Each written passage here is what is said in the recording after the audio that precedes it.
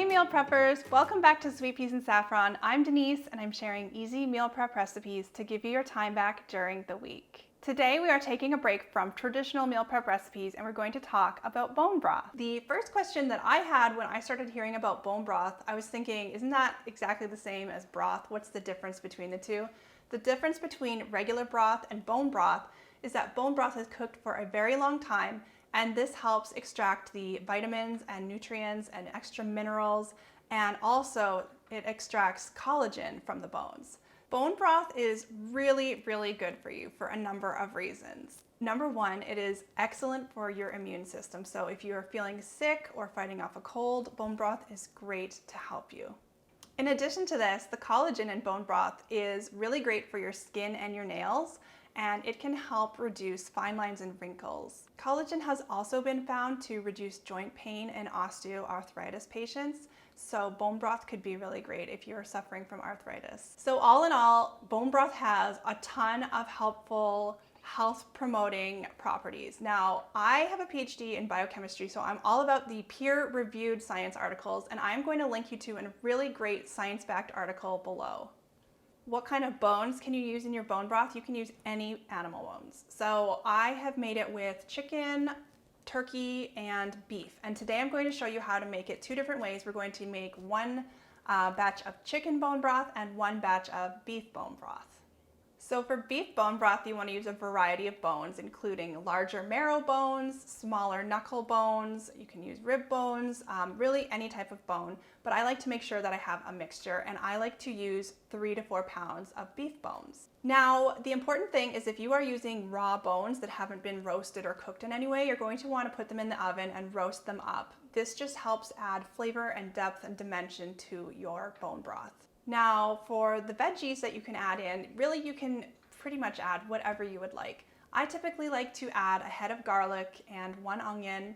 I use 2 ribs of celery and 2 carrots. For veggies, you can get totally creative. You can have a look of what kind of veggies you have in your fridge, what's about to go off, what you want to put in your broth.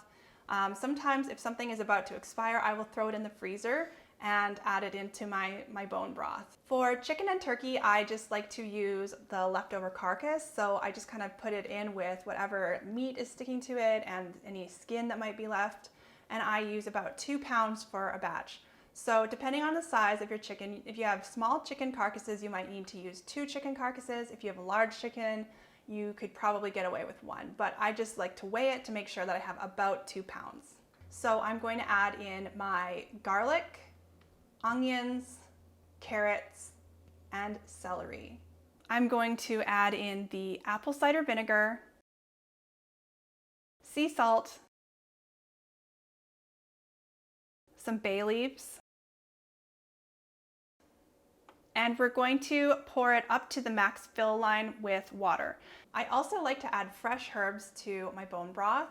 Right now I have some growing in my garden, so I'm going to use garden herbs. You can add whatever you would like, but I like to add fresh thyme or rosemary, and oregano, since I have that in my garden, is going to go in this batch. So I'm just going to give it a stir up, put the lid on, set sealing, and cook it for 2 hours. Now be careful because some Instant Pots say 200 for 2 hours and some say 120. Just be careful because I've been caught on that and I accidentally cooked my bone broth for 1 hour and 20 minutes instead of 2 hours, and my bone broth didn't gel. So just a word of warning. So now that our beef bones have roasted, we're going to take them out of the oven and just let them cool slightly. Next, we're going to add them to our Instant Pot. I'm using an 8-quart Instant Pot for the beef bone broth. Now, if you don't have an Instant Pot, you can make this on the stove top or in a slow cooker.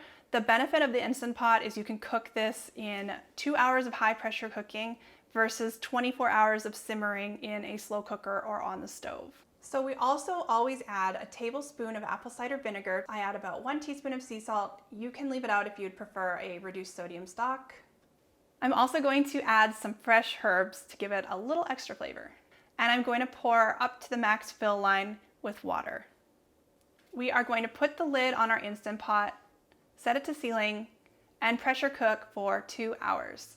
So your Instant Pot is going to take about 1 hour to come to pressure because it's very full. Then it's going to cook on high pressure for 2 hours, and then you're going to let it fully naturally depressurize. This is going to take about another hour. And then You're going to want to let it cool slightly because you don't want to burn yourself. So let it cool a little bit before straining out the solids and portioning it out. I like to portion my bone broth into 1 pint mason jars. I find this is a good volume for me to work with.